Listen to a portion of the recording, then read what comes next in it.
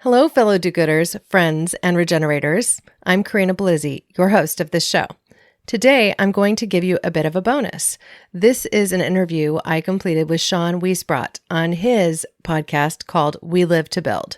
He's an expat living in China who really focuses on entrepreneurship. And one of the many things that we talked about was what it takes to build a business. But that's not all. What it takes to build a brand, what it takes to build a community, and how you can be a better corporate citizen. I think all of these are ideas that many of you will enjoy, so I hope you'll give it a listen and check out his show. We Live to Build is available wherever you listen to podcasts, and I'll be sure to include links in show notes. Thank you, listeners, now and always, for being a part of this pod and this community, because together we can do so much more. We can care more, we can be better, and we can regenerate Earth. Without further ado, here's Sean. Welcome back to another episode of the We Live to Build podcast. I'm here today with Corinna Bellizzi, the CEO and principal advisor of A Growing Need, which is a natural products consultancy. She's also the host of Care More, Be Better, which is a podcast about sustainability. And the reason why I brought her onto the show is to talk about revenue, growth, sales, getting your product on shelves, how to handle those relationships, and a lot more. So I hope you enjoy this fantastic episode with her. She's very gracious and her experience is very abundant. I won't spoil any of the details, but the impact she's had on the company she's worked with is astounding. And now let's get to the show.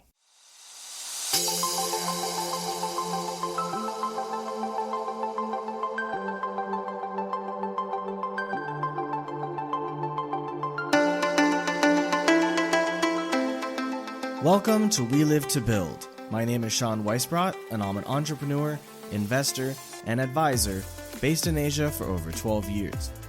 Join us every week to fast-track your personal growth so you can meet the ever-increasing demands of the company or companies you are passionately building. Time waits for no one, so let's get started now.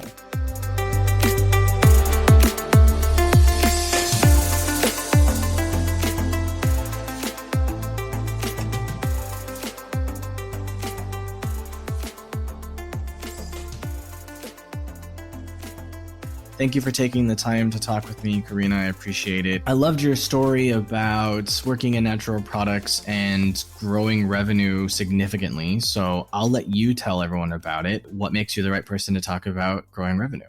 Well, heck, I think just as an individual, I kind of fell into the environment of sales and marketing. I never really sought it out as something that I wanted to do per se. So if you really want to go back to the beginning, I started in retail sales and I learned to sell things like sunglasses that were super expensive and very technologically proven. Got to a technical selling perspective early in my career while I was still in high school and college, right? And then when I went into the professional sphere, I took that same kind of method with me where I was really focused on serving the needs of my customers, understanding the perspective that they're coming from, and also using kind of an ethnographic approach because my schooling was all in anthropology. So I would think more about what the consumer really wants and then try to give it to them in the way that they wanted to hear about it. So I'd package everything essentially for them. So when I was selling directly to the consumer or directly to the retailer or directly to the business, I was able to kind of change my mindset in order to work with them and really think about how I could create programs that would enable sales before sales enablement was even really a term. I am not sure everyone listening understands the usefulness of anthropology in sales. I understand anthropology, correct me if I'm wrong, to be kind of the study of culture from a historical perspective. Not necessarily. I mean, it really is a study of cultures and people and how they react and interact in a variety of settings. So you have a culture within a company. You have a culture within a particular area of the United States. We have many cultures throughout the course of the United States. You know, somebody in Seattle has a different persona, perspective, and just idealism than you might see versus someone who lives in Manhattan and New York. There is just a different perspective from, a variety of backgrounds, whether it be something that's as simple as, oh, they're from China, or, they're from a metropolitan city and these are the wants and needs and drivers of how they interact with one another. I just think it's a really important piece of the puzzle that often gets left out when you're considering the audience and how they're going to receive the message that you're working to give them. I've basically taken this perspective to every role I've had over the years, with the screaming success really being what I did with Nordic Naturals. I joined them before I had any experience selling specifically to retailers.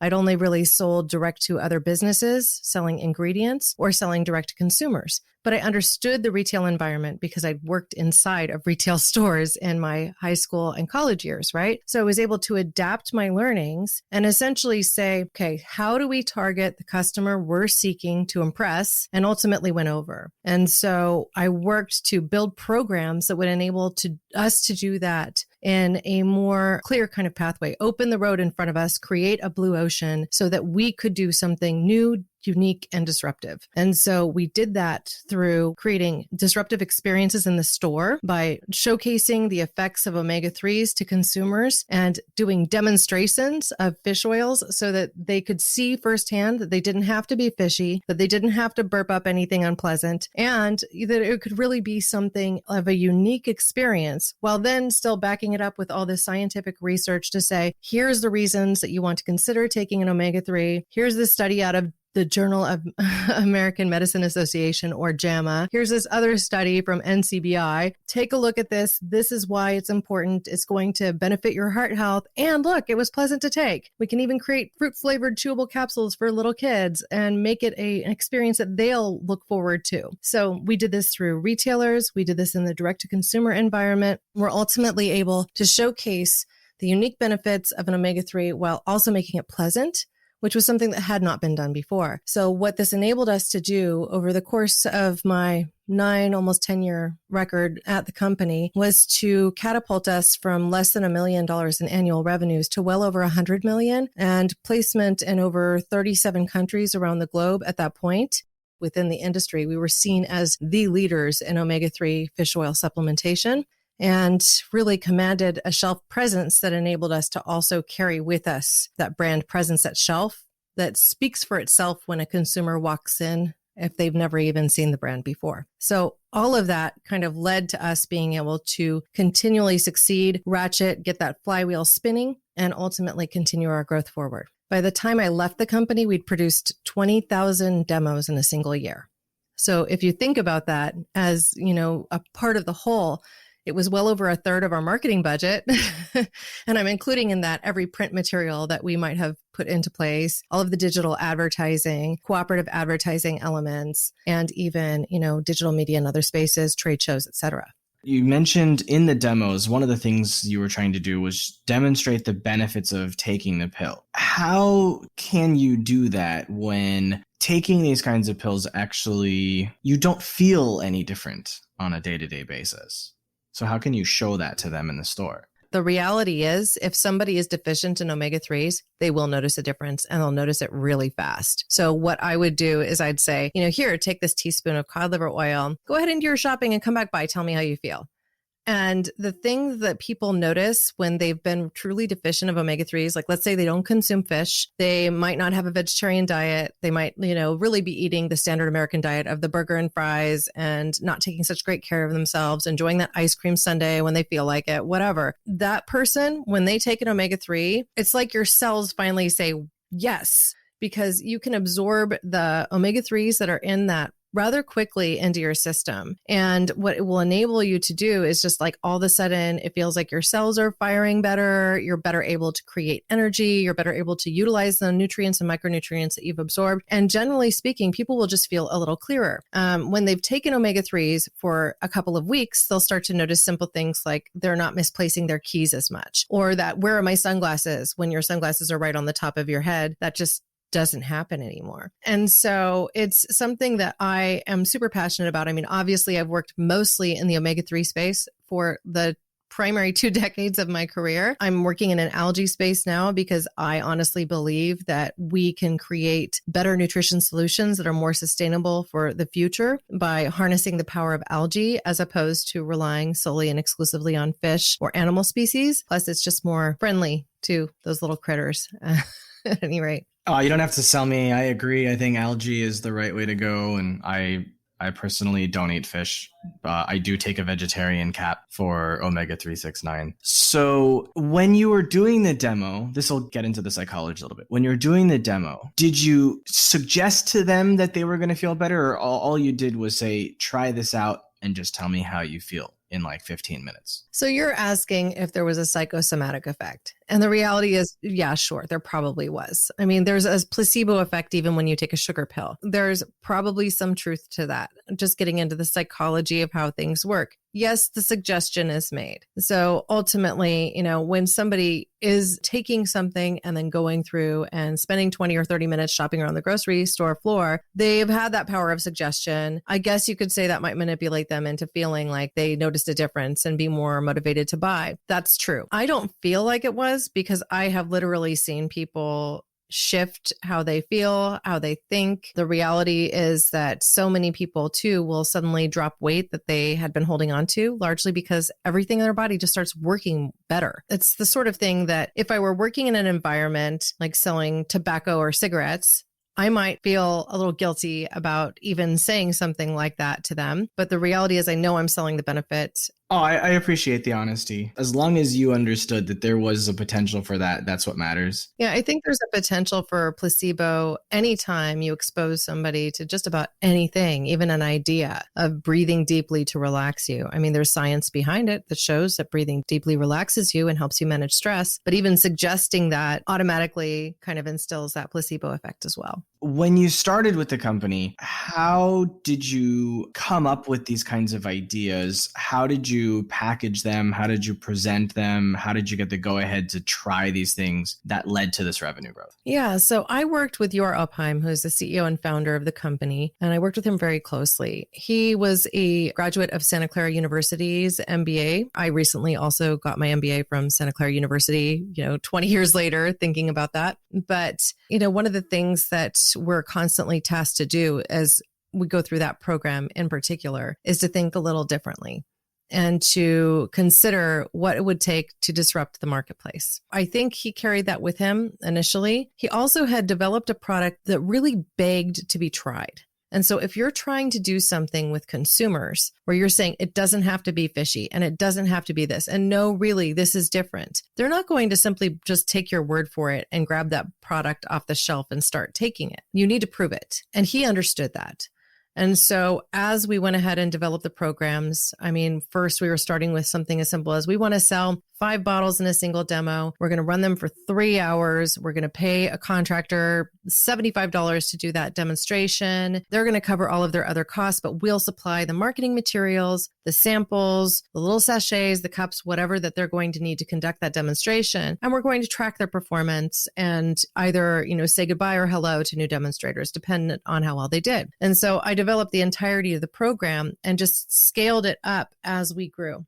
For instance, I might work with a sales rep in a particular area to test it and say, okay, I'm going to test this program in the Pacific Northwest and see how it does. And so we gave them 5 demos a month to start, and then just grew, and then started to roll it out to other territories. So a lot of test, trial, error, and then ensuring that we had a program that could ultimately sustain itself, that wouldn't be overly difficult to manage. We did ultimately end up dedicating one headcount specifically to just coordinating demos, because we had, at the height of the program when I was there, over 300 demonstrators active at any given time. So that's a lot of people that are cycling through that need to be trained and that need to ultimately understand what it is that we're seeking to do in every demonstration. One of the things that I think actually made the program as successful as it was is that we were often recruiting demonstrators through our brokers from people that worked at the store in general anyway. So when they were on off hours, they were now educated on how to sell the product. And then when they go return to work, guess what? You have this person who knows your product really well, loves it, is already paid directly by you, and then has this kind of incentive in the back of their mind to have that continual performance. Like, they're not likely to go and sell a competitor's fish oil then. So all of that, I think, played into the long-term success of the program. There's one other thing that I did really differently, though, as I led demonstrations for the company. I really worked to treat our demonstrators as if they were extensions of the company, and much the way that I treated our brokers. This is something that I write about in a blog post that I did on LinkedIn.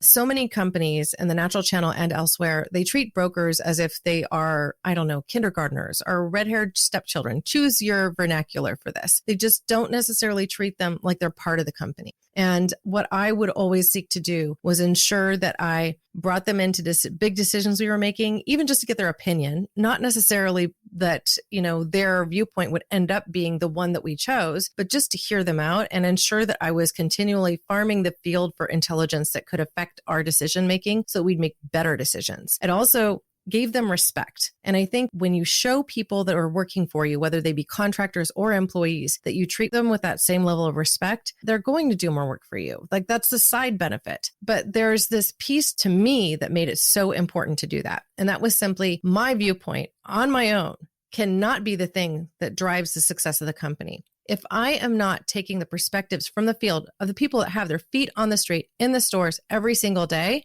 then I am not going to create the best plan for the company.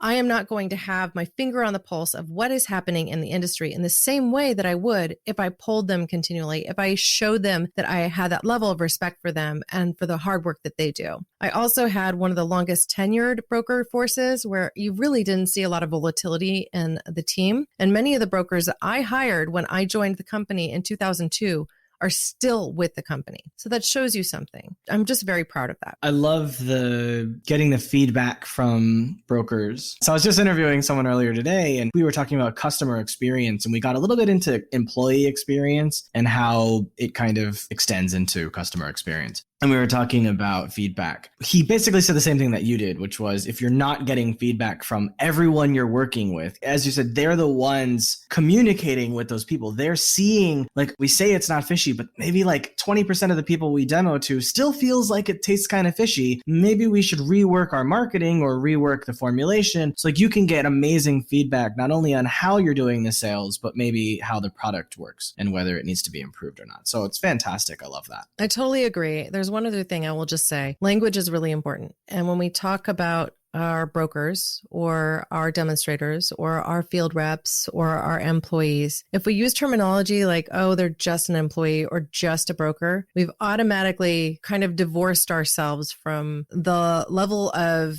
let's say, attention we might need to pay to their perspective. I think it's really critical that we shift our thinking overall. It has been the feedback I've brought into almost every organization I've worked for. I'll give you an example. I worked for Nutrigold for a couple of years. I first joined as VP of marketing. I was 5 months pregnant and didn't have it in me to be on the road as much as being in sales often requires. This is going to be my second child, and I loved what the company was doing. They're very focused on creating the highest quality supplements that money can buy. And they put quality before just about everything. The CEO of the company reached out to me specifically because of that article I wrote for LinkedIn, talking about how brokers needed to be valued. And he had hired somebody else to be the VP of sales. And that VP of sales came in and did what so many do. They suddenly want to replace half of the broker force with salespeople they already know, or make a bunch of changes that could make them look good on the short term, but not necessarily have the payout over the long term. I had counseled him to say, look, I think you should take a little bit more into account, give them some time, make sure that you've evaluated the sales revenues of the company and the performance of representatives for at least 6 months. Because even though 6 months could be a long time, that first 6 months when you come into a company is a critical period where you really get to understand the business. And once you understand the business, the decisions you'll make will be much more rooted in really what will support the company's long-term growth. It will also ensure that you're not seen as a slapdash leader who's just not going to take their employees and contributors as carrying a level of import with them. So I think it creates a much better, stronger culture where people will work for you and with you, as opposed to just feel like they're a slave. Absolutely. I recently hired a product manager. When I handed over responsibilities for her to manage like the sprint planning and execution alongside the development team and the CTO,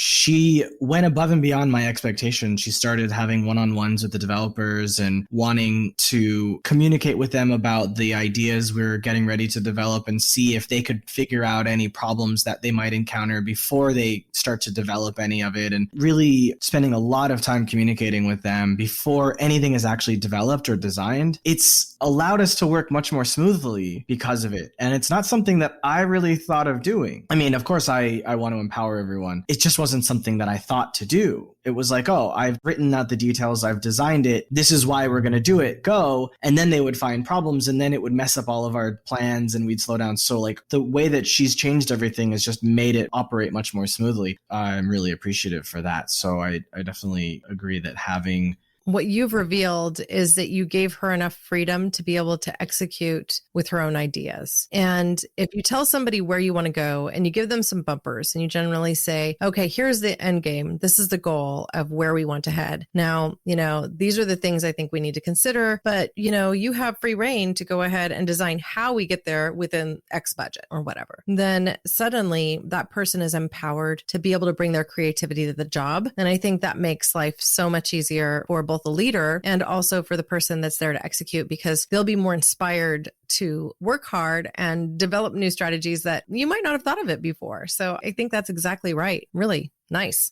How long did it take to come up with the first part of the plan and get to test it? Not very long. A matter of a month, maybe. What kind of a budget were you given? I guess there was already a marketing budget before you came in. Did they say we need to add to it, or did they take away from what was already there? How did you negotiate to test? It's interesting because the CEO in this particular case, he didn't really want to give budgets. He just wanted everything to be very mindful. And so he would choose to say yes or no if something made sense. And so as long as you could say, here is what I want to do, as long as it made sense, he'd say yes. And so that might be as simple as me saying, I really want to do a cooperative advertising budget. We're still in this pioneering phase. So our brokers haven't generated really enough sales to be able to, have a good enough bank to be able to, support this particular retailer's cooperative advertising. So instead, what I would do is say, okay, their past 3 months sales have been $500. Let's just choose that number. It's not a huge number because they're just getting started out. They might have moved about $150 to $200 a month and product off their shelf,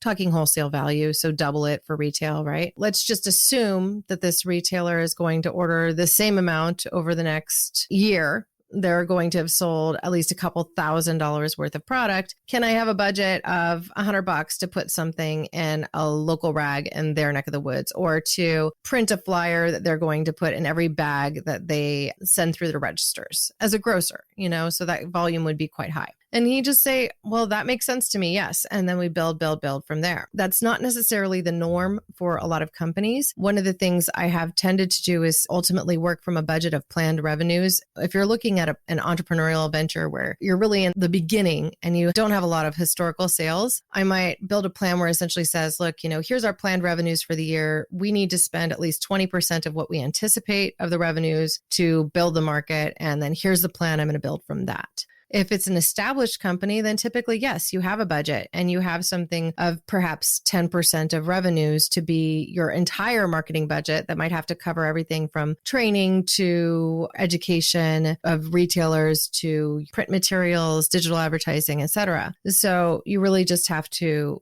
consider it as part of the whole and then really try to show what the ROI is likely to be. So one of the things I always like to suggest to be done is small regional tests, because if you do a regional test, you can tell a lot from that. You can extrapolate what the success might be. And you can say, look, this is early days. Our early successes aren't as likely to be as strong as the future successes. And then go ahead and lay out what you think it can do over the course of the next year. And then just reevaluate on a continual basis. If not every 3 months, every 6 months, sometimes a particular project will need some time to get legs. So keep refining, keep looking at the data, and keep ultimately that creative hat on to say what's working, what isn't, and how can I improve this program Or how can I improve this effort? When you joined, did you have it in your head that you were going to turn the company into $100 million company? Or did you just go, let's just see what I can accomplish? Or were you like, this is going to happen, I'm going to 100x this company? Like, what was your thought process when you joined? So when I joined, I was 25 years old. So I was a little bit fresh out of college. I had one big success under my belt already. I had spearheaded an international division of a raw material manufacturer or an ingredient manufacturer, right? They're known as both things depending on who you talk to. I had basically developed a company into a multinational organization from just a US-based organization. And by the time I left that company 18 months later, that accounted for 40% of their revenues and helped them weather a storm within the natural products industry where people stopped buying as many herbal extracts. There was controversies around Ma Wang and Kava Kava, et cetera, in the marketplace. Some companies stopped formulating with as many herbal extracts. By building that international business, I helped the company weather the storm. It became 40% of the company's business. And I was able to come to Nordic Naturals saying, I can't promise you the world. I can't say that we're going to get to $1 million in revenue each 3 months in, the next year. What I can promise you is that I'll put the same foot forward and with diligence work to grow this business, and that I was willing to dedicate the next 5 to 7 years of my life to it. When I said that, I was quite serious. I was willing to dedicate the next 5 to 7 years of my life to this effort. And as a young 20s, I had a fire in my belly. I was very much itching to prove myself. And I put a lot of myself into that job every day, long hours, a lot of business travel. My first goal was that I wanted to ensure we had nationwide representation. And I'd put the internal goal on myself of trying to do that in 6 months. We had an inactive broker force. Several of them wouldn't even return my calls. And then if I did get in touch with them, would say things like, well, who are you to tell me what to do? You're just this fresh out of college 25-year-old or whatever. And yet I was going into the field with them and taking whatever learnings I could and putting all of my effort into it. And I would still be treated with a little bit of disrespect. So I did have to make some refinements to our brokers. I had something like 3 or 4 letters. I called them letters, but they were woo the broker 1, 2, 3. Of course, mostly just communicated via email, right? But like to try and woo who I knew to be really great sales representatives to come on board the company without putting a carrot in front of them to say, oh, well, we'll just pay you a retainer. We're trying to do everything purely on commission, which is really tough as a company starting out, but also something that's kind of required when you're in this bootstrapping brand build, right? Like you don't want to just pay someone a couple $1,000s every month and have it just whisper to the wind. So I really focused on building the company and building the brand and building our reputation. I didn't focus so much on a number. By the end of the first 15 months, we had surpassed the leader in the industry. And so I think there was something to not just focusing on a particular revenue number. If we had just been hyper-focused on a particular revenue number, as opposed to the build of the company and the build of the brand, I think we might have done things a little bit differently. And we might have actually put training wheels on ourselves and kept ourselves from kind of the growth trajectory that we otherwise experienced. We were focused on building that emotional tie to the brand. We understood that if we could help people remember how we made them feel, that they would become emotionally connected to the brand and help us build. And so by treating all the brokers that we had as well as we possibly could, by paying them a high commission, by giving them accolades at every turn, by recognizing their achievements, like for instance, when my New York rep, his first month sold $2,000, I sent him a card in the mail, handwritten. When he got to $20,000 in a month's sales, I sent him another card and a small gift and just like handwritten, a little touch to say, you're appreciated, you're doing awesome work, we so value you. And these are things that I think many people overlook doing. They need to celebrate more, celebrate the successes. And if you had in this pioneering phase, when a brand is brand new, put a bunch of dollar metrics in place, what if somebody didn't meet it? What if your goal was too lofty? And suddenly the inspiration that they'd been carrying with them might be thwarted. So while it's always important to have a number in mind of where you want to head, being clear with what your objectives are as a whole is, I think, most important, specifically when you're in that pioneering phase. Do you think that's the difference between how women and men operate? I feel like a man would come in and go, we're going to have 100 million in 5 years and let's do this. Not to say that what you did was wrong. I think it's fantastic. I also recognize that there's a psychological difference, I think, in the way we operate in the gender. Would you agree with that? Well, I think that's mostly true, but I will say hats off to the CEO and founder of Nordic Naturals because this guidance also came from him. If anything, the goals I was creating for myself were even higher than the ones that he had considered. And so every time I came to him with what I thought the plan should be, he was, like, well, that sounds really good to me. And it's not to say that he wasn't aggressive in reaching objectives. Once we had established the first 2 or 3 years of sales, we really got to the forward planning of saying, what is our overall objective going to be this year? How are we going to get there? What percent of revenues are we going to dedicate to sales, et cetera, et cetera. But I'm really speaking about that first launch phase because you can shoot yourself in the foot if you put goals in front of people that are later determined to be unrealistic. Sometimes I think, especially entrepreneurs, have very lofty goals. And if they're not capable of actually reaching those goals in the beginning, the people that they brought on the bus to be part of it could serve to be discouraged and even leave the company because, they're not reaching what they promised. What was the hardest thing about building this program? And what percentage of the ideas you tried succeeded?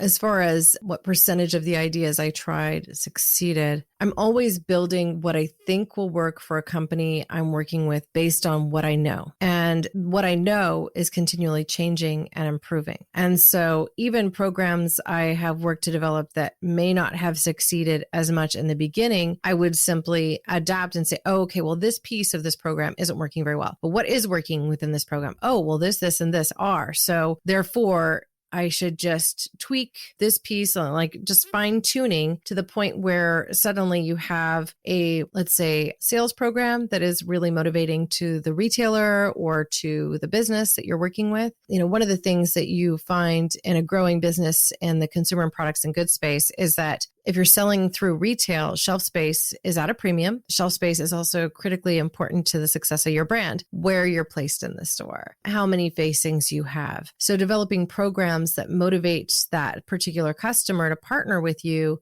can be really, really important. And doing them on a volume-based perspective can work great for, let's say, many of the multi-location chains, but maybe not as well for the mom and pop shops who might be moving a considerable amount of product on a per location basis. So what I worked to do from that perspective was create programs that would enable smaller retailers who dedicated more shelf space and who proved that they dedicated more shelf space, either via their broker representative or photographs or whatever, similar levels of discounts that the larger chains might receive simply for their level of commitment, because that level of commitment essentially signals to their entire consumer audience, this is a brand we trust and love. When it's placed at eye level or on an end cap and consistently promoted with really nice shelf presence, then that's something that should be, let's say, acknowledged and rewarded. Some of that was trial and error, figuring out, what that level should be based on how many SKUs you had, or let's say in the layperson's term, how many products you had, sizes, shapes, flavors, scents, things like that. You mentioned something really interesting. So I want to get into it a little bit more. The idea of working with retailers. Probably a lot of people listening to this have also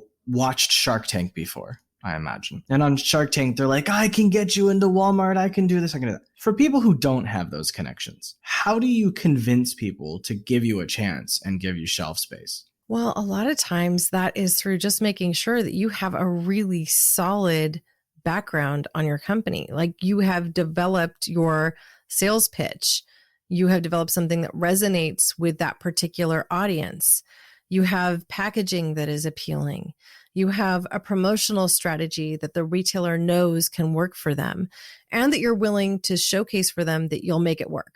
So one of the things that I often did when I was presenting to chains like GNC or Vitamin Shop or Whole Foods or Walgreens was develop what I called like the partnership pitch, what you were willing to do and what you wanted to ensure was part of your baseline agreement. And that might be as simple as saying, we want to ensure that we're participating in 4 promotions every year at X%, and we're willing to back those up with off-shelf placement, which you're usually paying for with a lot of these large retailers, in addition to participation in your webinar program and just make sure that as a package, it looks like something that could help your brand succeed in their stores. Because if that piece is left out and it's just presented like, oh, here's our product and isn't it great? Sure, it's great, but look at what, these competitors of yours are doing to help me move the product. That gives me faith that they'll move the product. If it's a press clipping where you were mentioned in Women's World magazine or on Oprah or, whatever, like whoever the media giant is at that particular moment in time, you could showcase that in your presentation and, really understand that being succinct, but also providing enough detail to show that you've thought it through is very helpful. When you're trying to get a chance with a retailer who doesn't know you, do you go for like the owner or do you go for a manager? Like who do you target to really get their attention? Like who's the most likely person in that organization to actually make it possible for you to get to a yes, even if they're not the one saying yes? That is a question that's sometimes hard to figure out. And that's where I have always leaned back on the sales reps who work that particular account. This is why it's so critical and important that you hire people, even if they are on a contract basis, that really know their accounts and partner with their accounts, that have a good relationship with that account. And sometimes I've just networked with other companies in my industry to say, okay, I'm having trouble getting into this particular retailer. Like I'm just going to use Mother's in Southern California. They've got a chain of about 7 stores. They were recently bought, as in like in the past 5 years, by a conglomerate. And so they've gone from being independent to not so much. So their buying systems changed a bit, especially for a period there. It was a little tough to get new products approved, whereas before it would happen like snap, snap, snap. I had to connect with other manufacturers who had really strong sets in their stores in order to ensure that I was apprised of and knew who was actually making the decisions so that I could then target that particular person. This is one of the reasons I've always thought it was really important to keep friendly relations with other brands, whether or not they were competitors, because the reality is, you're in this together, you're in this industry together, and you don't know where you'll end up and where that valuable intelligence could come from this next time around. So I always even developed strong partnerships and relationships with people that were in my competitive space, specifically in omega-3s. Well, that's why through the podcast, I'm building a CEO community. I've already got almost 200 CEOs of varying industries and varying sizes in different countries. I don't know if any of them are going to provide any value in the future to me, but maybe they'll provide value to each other. And that's what I'm looking for, is to help them help each other. Commiseration is not to be undervalued. Like sometimes if you're just having a tough time getting through, getting to a yes, getting to the right person, even just talking to someone who's been there, if it's even with the same account, can help you to kind of, oh, well, I hadn't thought about doing that. Interesting. Yes. Maybe I will go look at LinkedIn for the 6 people that report to them and just kind of create a soft sell approach to them. I don't know. It's just, who do you need to develop advocates? Where do you need to develop advocates in order to ensure that you're successful in that presentation with a big retailer like Walgreens or Walmart or something to that effect? Once you've started working with a retailer and they can kind of see you performing, how do you convince them to give you better shelf presence? Is it something that they offer to do, or do you have to ask for it, or do you have to pay for it with an ask? How does that work?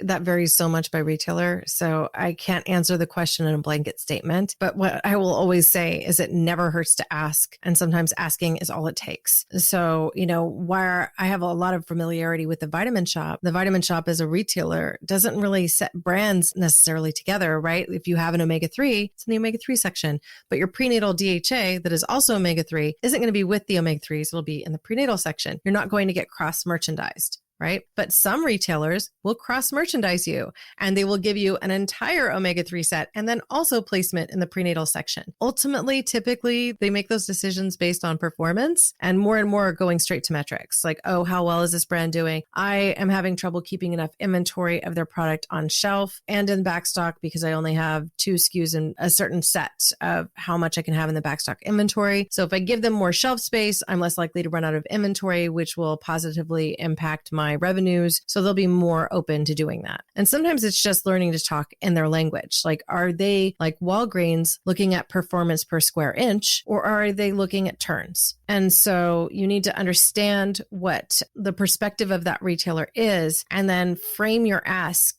with regard to what that perspective is. I've never been in physical products, so this is all very new and interesting to me. You said earlier you sometimes had goals that were loftier than the CEOs. Did you think you were going to do 1 billion and you hit 100? Did you think you were going to do 50 million and hit 100? Like, how did your goals match up with reality over time?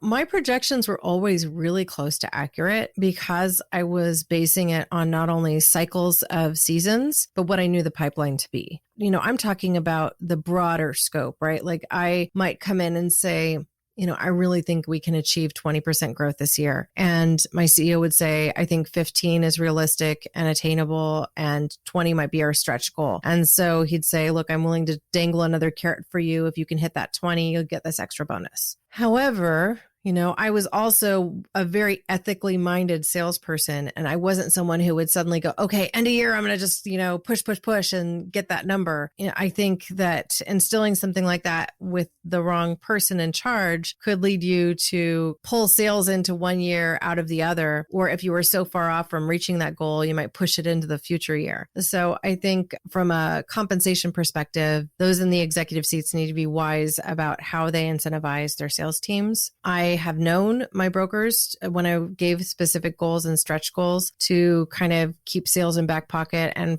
push them into the next month if it was going to mean that they'd reach the objective more easily in the next month if they were a little too far from goal this month. And so I think you have to keep all of those things in mind. I think I kind of introduced a new topic there though, didn't I? Sales compensation, how you motivate people. It is something I haven't really covered on the show yet. There's so many ways to compensate people and to keep them accountable. And you have to really, when you're structuring a sales comp plan, you have to be very mindful of where people will take advantage or not. And I guess the broader stroke for you is as simple as saying, I was often looking at the bottom line and saying, look, we're paying our brokers 15%. We really could at this stage reduce their commission to 12. I think that would make sense for us. And I was reporting to a CEO who was like looking at the market and saying, we can afford to pay 15 and I want to keep their focus at the level it is. And he could have been right. We continue to succeed. So even the goals I was putting in front of myself were like, okay, we can refine this. We can build a more profitable model with that extra 3%. I could do more X, Y, and Z from a marketing perspective. And that would enable us to achieve this other objective. So I just think it's all where your headset is, in my opinion. And, my goals weren't ever so lofty that it was like, okay, we easily could have attained another 120% of objective or something like that. It was just typically a little bit more aggressive even than what my CEO would want from me. I hope that I can find someone like you that'll have larger goals than me, because the goals I have are already quite large. I look at it like this. This comes down to psychology too. I studied Shotokan karate in college. And one of the things they say is you're not ever aiming to hit your target. You're pushing through. And so you aim beyond your target. If you take that perspective to everything you're doing from a selling perspective, then you're more likely to reach the objective. And so I think that just is natural to me to want to exceed the expectation, not to underpromise and overdeliver, but to be realistic and to then seek to just smash that objective. So is there anything I haven't asked you that you'd like to share to kind of help close out the episode? I'd just like for people, as they consider their lives in business, to think more broadly about the people that they're connected to and how they collaborate, and understand that if you take the approach of seeking to understand before putting a new plan in place, of seeking to understand before commencing an initiative, of seeking to understand somebody's background or their culture before implementing anything, that you'll have more success, just generally speaking. And that could be on a sales call, that could be in developing a marketing plan, that could be in hiring a new set of employees. If you keep an eye on the human element of what you're doing, you will be more successful. Fantastic words. How can people follow up with you? Well, I am on LinkedIn. They can connect with me there easily. I also have a podcast called Care More, Be Better. And this is my personal initiative. It's a social impact and sustainability show. And I really just feature the stories of inspiring individuals and conscious companies that I think deserve more airtime. And this is a passion project for me. It's not monetized. It's not anything I gain money from. But if there are people that are in your listener set that are doing impactful things, I might want to tell their stories too. So I would encourage them to check out the podcast. And that's available at caremorebebetter.com. And they can even just email me on subjects related to the show at hello@caremorebebetter.com. And on LinkedIn, I'm Corinna Bellizzi, and it's linkedin.com/n/C Bellizzi. It's fairly easy to find me. All right, great. So if you liked this episode, definitely reach out to Corinna. I'll have all the ways to contact her in the show notes. Don't forget that entrepreneurship is a marathon, not a sprint. So take care of yourself every day. And don't forget to take care of the people that help you sell your product, because if you don't, then you won't have people to sell your product, and then you won't have a brand for very long. 100%. Thank you, Corinna. Thank you.